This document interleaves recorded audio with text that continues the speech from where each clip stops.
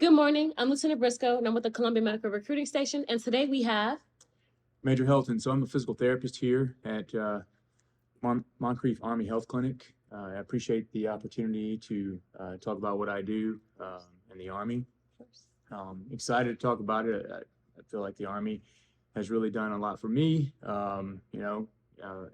just in exchange for my time and effort, which has been an enjoyable time. So I'll go back kind of to the start of my story and tie in the Army and how the story's kind of gone. So I initially joined the Army, delayed entry. I was going to a junior college. Knew I was going to be short of money before too long, so had a little time to knock out a few courses that would give me the opportunity to come in the Army with a little more rank, so that I'd be making a little more right off the bat. And obviously that would help kind of move my career along a little faster. So after that delayed entry was up, and after I finished up my 2-year program, went ahead and joined the Army. I was enlisted. I was a medic at the start, so I did my what was initially 3 years, and then had the opportunity to spend a little extra time in the Army for one reason or another. At which time I had the opportunity to deploy with 101st Airborne. Great opportunity there. While I was at that unit, obviously had the chance to get my airborne wings. Had an opportunity to get my air assault badge there, and just a lot of great experiences there as well. When I was deployed, I got the opportunity to re-enlist at that point in time, and I was going to have the opportunity to get was 25,000 and whatever job I'd want if I wanted to transition from a medic to maybe be a physical therapy tech or assistant at that time, but decided to go ahead and get out and finish up my degree on the civilian side with the Montgomery GI Bill at that time. So was able to pay for the rest of my school with that. So I got out in 2006, and by 2008, I had finished up my degree and had found out I got accepted into the Army Baylor program. So in 2008, I was in basic officer leaders course, on my way back into the Army, and then also to the physical therapy school. Was in Army Baylor between 2008 to 2011. Fast-paced program, just like any Army program, but particularly physical therapy program. Challenging, but also felt like it's definitely one of the higher ranking programs, and for good reason. The faculty there are top notch. There's a lot of research that gets done there. They're producing a lot of the evidence that we use to treat patients on a daily basis. So obviously you're gonna get a firm foundation when it comes to patient care out of the program that's producing the template for what we do day to day. So after graduating the program, went to Fort Benning, Georgia, where I would start my practice of physical therapy. And the way it generally happens is you go from the schoolhouse to your first duty station after serving a 1-year internship at some military duty station or another. Oftentimes, you can actually stay on with the unit that you've done your 1-year internship with, which provides you a little more of a comfort level when really starting your career as a PT. So you'll typically serve as a staff PT for about a year. Once you're done with that year or two, it'll be time to take over a clinic, and that clinic may have 1 or 2 or 3 subordinates, or it may be a little more of a robust clinic. But you'll serve there for a year or two, and at that time, or maybe even before that, sometimes there's a crossroads for many where you can have the opportunity to go operational, where you may be going and working for maybe a group. So I had the opportunity to work for First Special Forces Group. I haven't gotten that far along yet, but those opportunities are out there, just as well as those where you're nested into the hospital, working in a more traditional role. And I think that's one of the big benefits that I see with the Army, is that there's a lot of variability.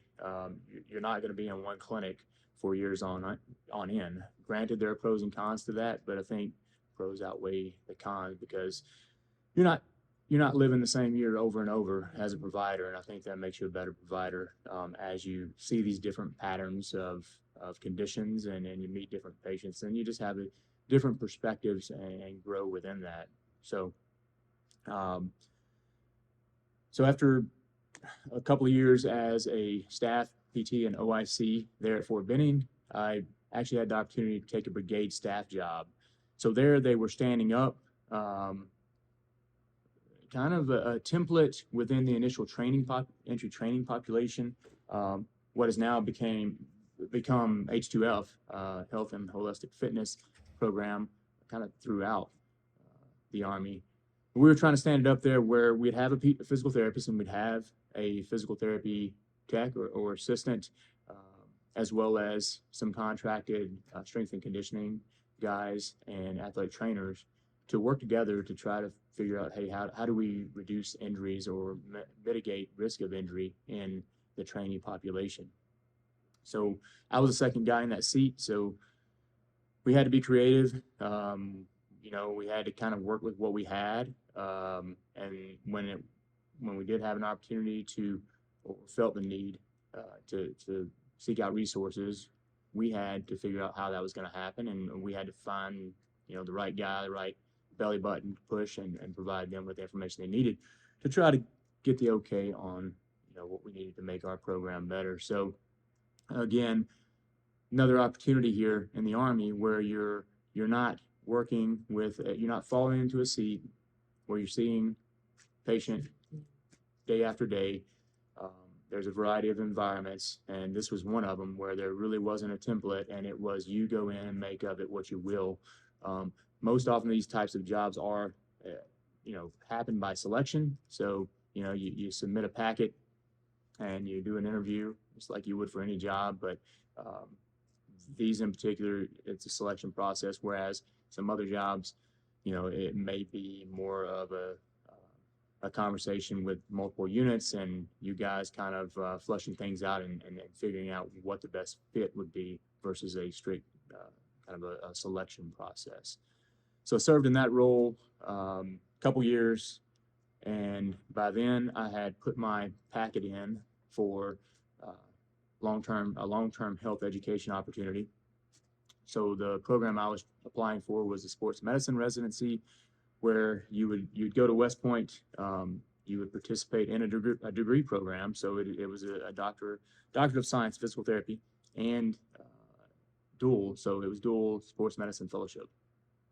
So you'd go there and you'd spend every day, half the day doing academic type stuff, whether it was providing presentations, taking tests, or receiving some type of didactic.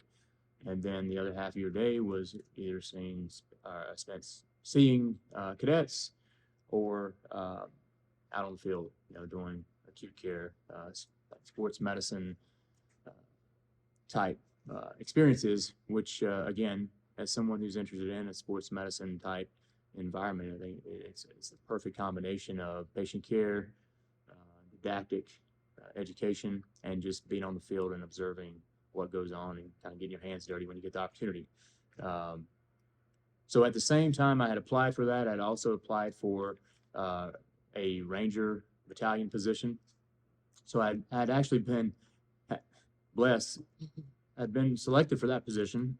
So I was going to go to Savannah, Georgia, where I would I would go to the battalion, but it would come after the assessment and selection process. And I was set to go there in August of that year, August of 15.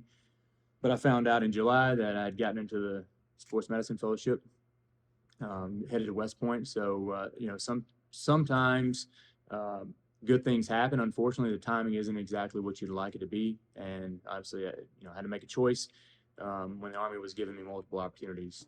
So again, very blessed for that opportunity. So decided to head to West Point instead of take that Ranger position. So I spent a year and a half at West Point. I had the opportunity to, receive mentorship from providers within our community that have really been the leaders in different areas of physical therapy when it comes to publications, when it comes to mentorship within the Army, and even crossing over onto the civilian side. Again, spent a lot of time on the rugby pitch, spent a lot of time on the football field.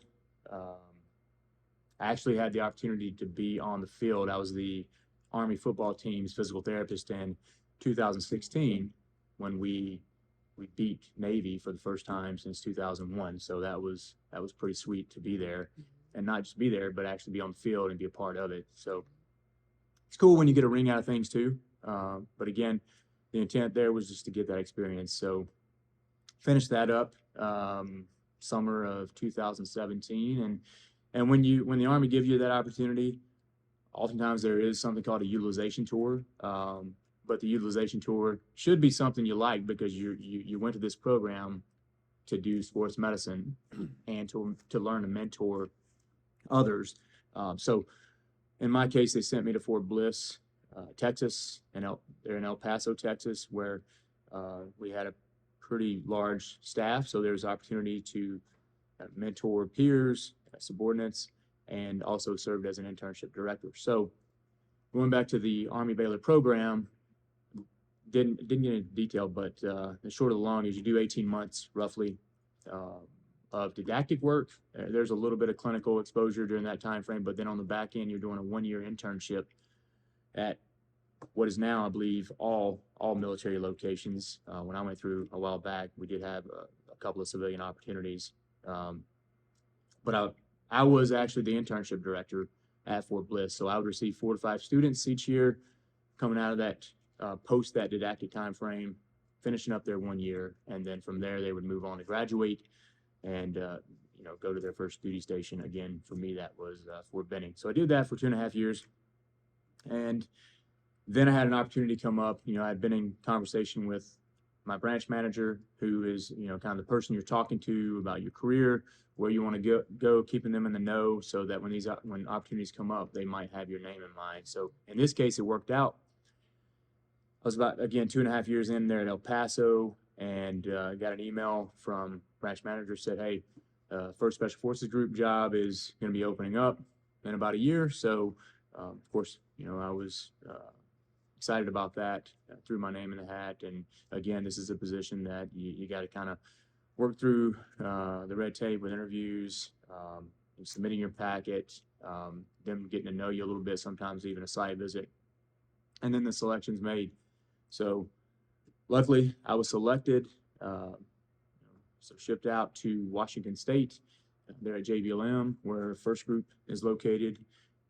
There, I had, I guess, the name of my position at the time that I arrived was Thor OIC, but that changed to HPW, which is Health Performance and Wellness, or Human Performance and Wellness Program.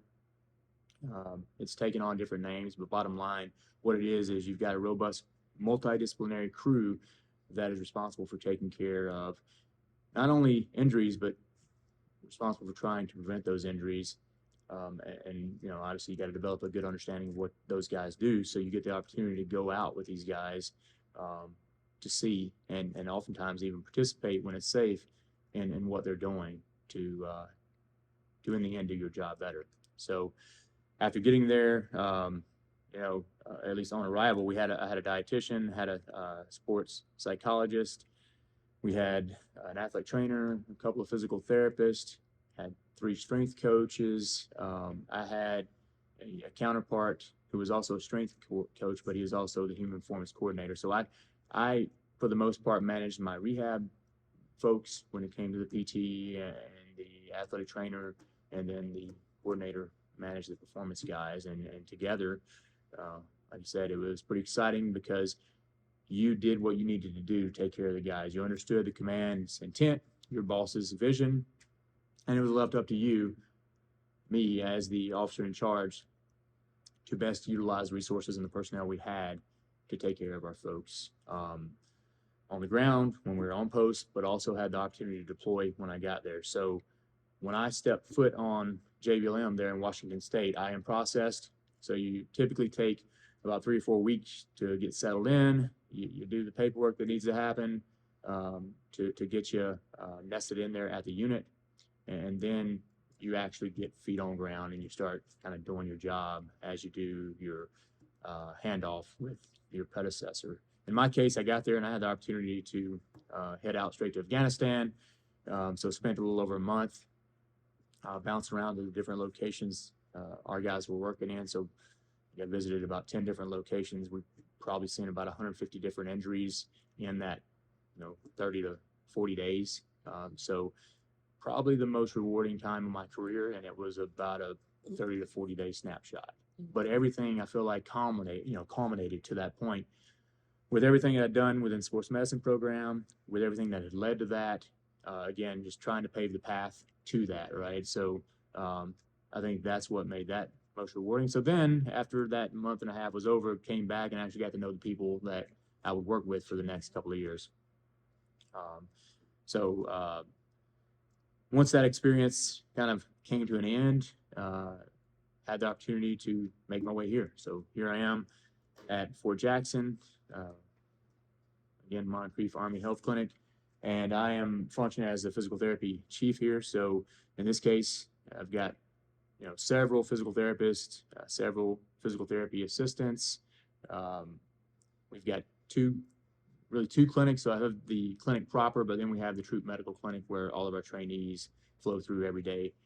That Troop Medical Clinic is just a walk-in basis, so you never really know what you're going to get until they walk in, and you grab them back, and you do your best to try to, in the end, preserve the fighting force, right? So you try to keep those guys in the game because a few hours of missed training may mean that they miss out on that class, so they get recycled and they wait for the next guys to come along, and that may mean several weeks to a month, right? And again, that affects the end state when it comes to us preserving that fighting force. And then here in the Moncrief Army Health Clinic proper, here we're seeing the drill sergeants that instruct those guys on a day-to-day basis. We also, as much as we can, we try to see the dependents, the retirees, take care of those guys as well. So you can see that the care and the opportunity spans the spectrum with the population you're going to be seeing, from 18-year-olds that really haven't had a lot of exposure to physical activity. Many have, but there are some, with very little, and you're doing a lot of mentorship as well as treatment for those guys, to your retiree who's kind of already served his time, and we're trying to preserve quality of life post his Army career. So I guess in a nutshell, the Army has been a great opportunity for me. Where I'd be now, I don't know.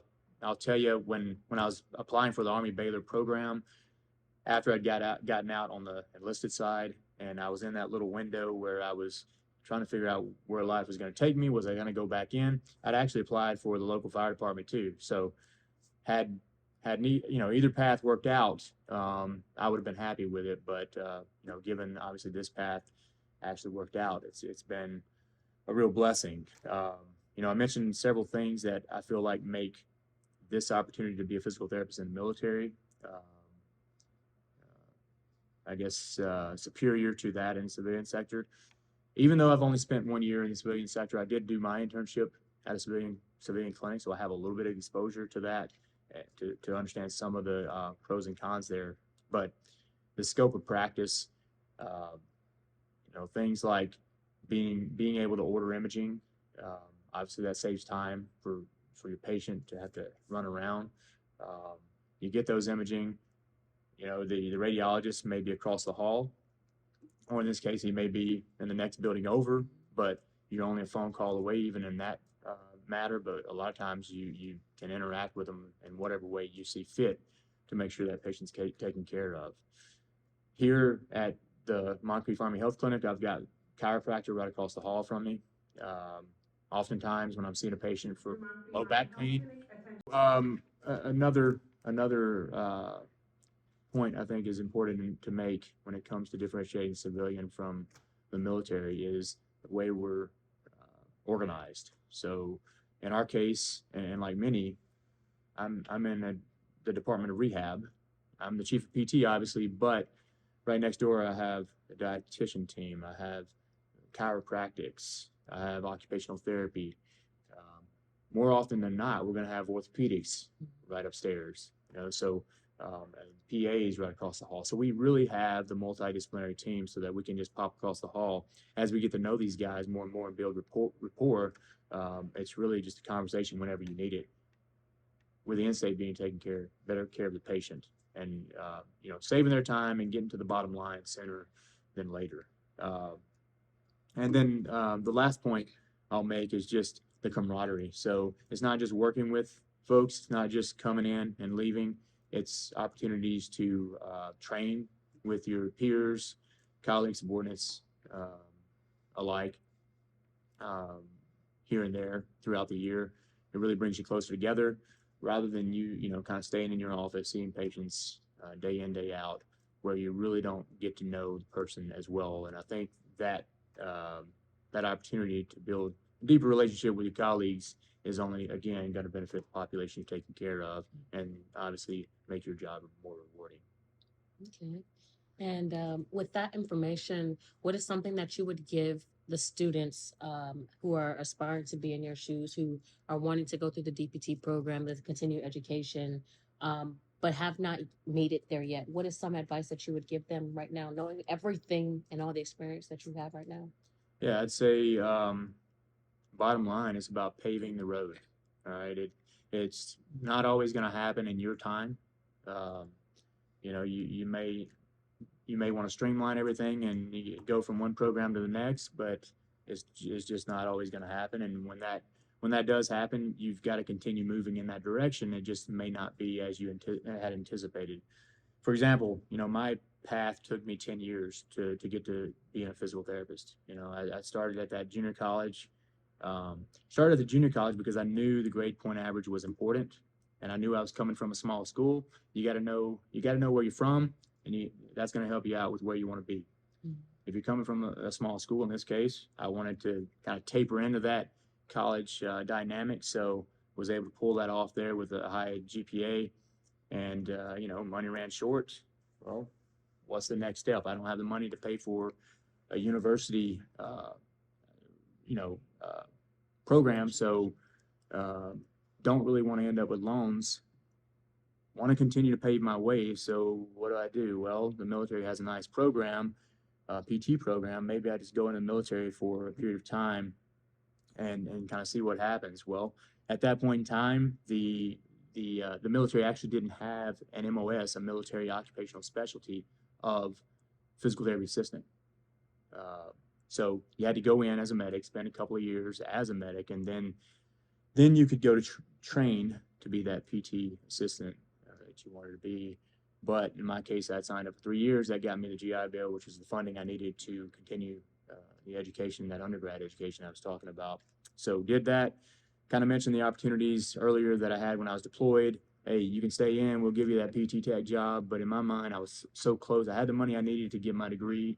Undergrad, I was going to take that route and then apply for the Army Baylor program. So there's always a way if you really want to get it accomplished. You just have to know what you got to get accomplished in getting there, and there's no template for it.